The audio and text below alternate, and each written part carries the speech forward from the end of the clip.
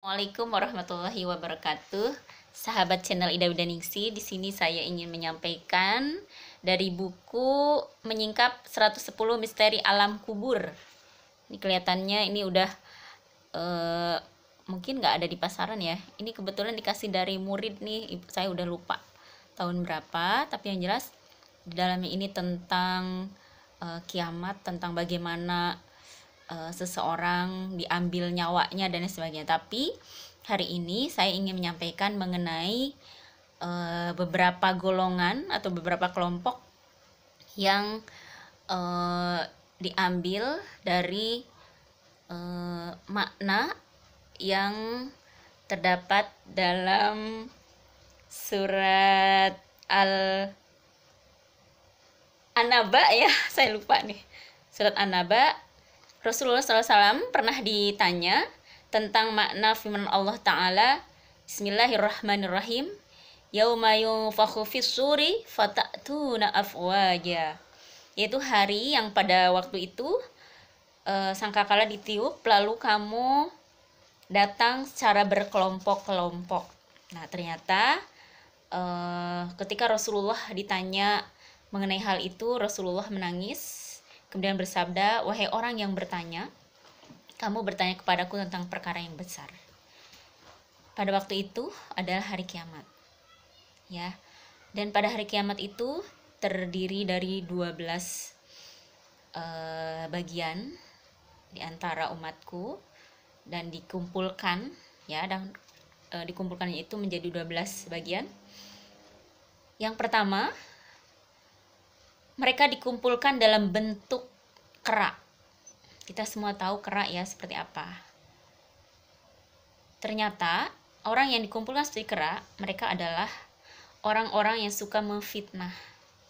Jadi mengatakan orang padahal bukan yang sebenarnya. Artinya memfitnah, ya.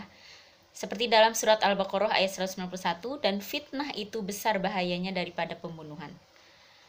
Al-fitnatu asyaddu minal qatl. Yang kedua, mereka dikumpulkan dalam bentuk celeng. Ya. Mereka ini adalah orang yang suka makan barang haram. Jadi orang yang suka makan barang haram nanti dikumpulkan dalam bentuk celeng. Tentu kita tahu ya celeng. Yang nggak tahu nanti cari di Google ya, celeng itu apa? Babi. Ya, babi ya.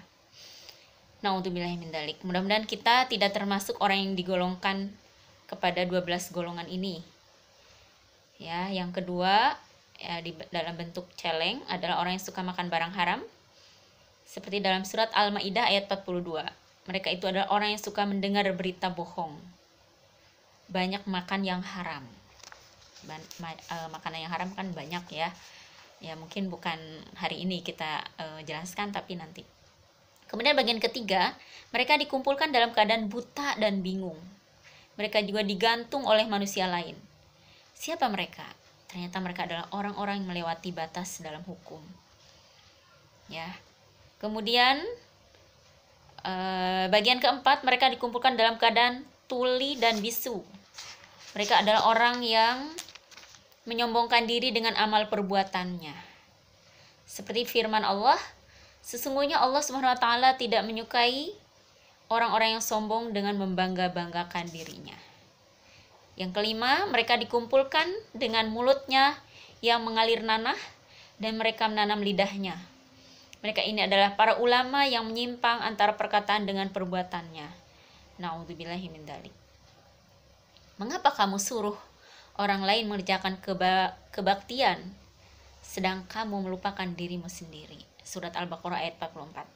Yang keenam, pada bahasan ini saya hanya membahas sampai bagian keenam ya. Mereka dikumpulkan dengan kondisi tubuhnya penuh dengan luka dari api neraka.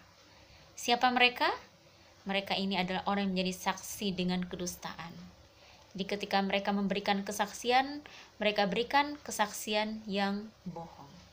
Na'udzubillah. Demikian sahabat semuanya.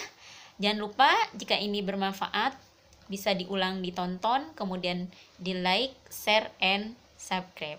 Terima kasih.